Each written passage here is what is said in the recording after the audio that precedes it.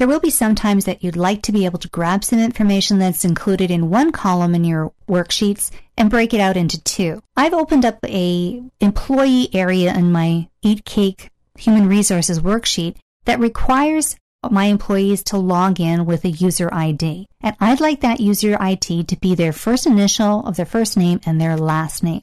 And this is exactly how I've created their email addresses. So I'm going to use this as my starting point. I want to break out their email addresses into two pieces, the information before the @ sign and then the information after the @ sign.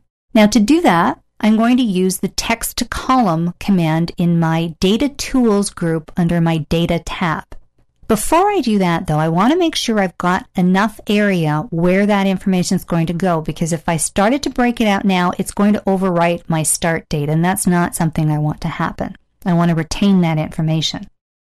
So I insert some extra columns. I highlight column D, and I right-click, and I select Insert. And now I've got a new column here. I'm going to add a couple of extra columns for good measure, and I'm going to do that by hitting my F4, my function 4 button, and that gives me a few more columns to work with. I also don't want to lose these email addresses, so I want to highlight the email addresses, click and drag to select them, right-click and select Copy, go to column 3, right-click in my first cell, D2, and then select Paste after I right-click. And that's going to pull now a copy of the email addresses that I can work with in this column. Next, I'm going to select the column I want to work with, and then I'm going to go up to the text to column function and select it. And I'm going to get this Convert Text to Columns wizard. And this will be something that you will be visiting again when you learn how to import data from a text file. It's the same set of commands you're going to go through. Here, is it delimited? What is the type of file we're working with? What does our column look like? And yes, you're selecting a delimited area. You've got a particular character in this group of information that's common throughout, and you're going to break it at that point. So you say delimited, and you click Next. Then it's going to ask you, what is it delimited by? What's that character I'm going to be looking for in order to break your data for you?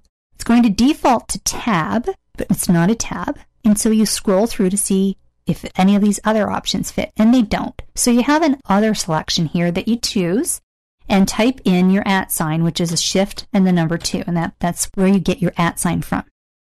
Notice now here in your data preview that it has what we call parsed your data at the right point. It says, oh, I know what she wants to do. She wants to get rid of that @ sign and instead push the data from one column into 2, and she wants to do it wherever she finds that @ sign. Here's what I think she wants to do. So you take a look at where the system is going to cut your information, and you can say, yeah, you know what? I've picked the right things. It makes sense to me. This is where I want to go with this particular wizard. Now, this is a very important section to just pay attention to when you are doing this yourself, because it really helps you determine whether or not you've grabbed the right delimiter, because otherwise it could break your data in a few different places.